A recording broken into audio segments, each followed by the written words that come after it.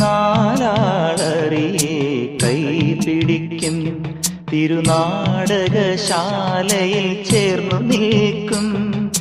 നാലാളറിയെ കൈപിടിക്കും, തിരുനാടകശാലയിൽ ചേർന്നു നിൽക്കും. യമുനാ നദിയായി കുളിരലയിളകും നിലവിൽ അമ്പലപ്പുഴേ ഉണ്ണിക്കണ്ണനോടു നീ എന്തു പരിഭവം മെല്ലെ ഓതി വന്നുവോ.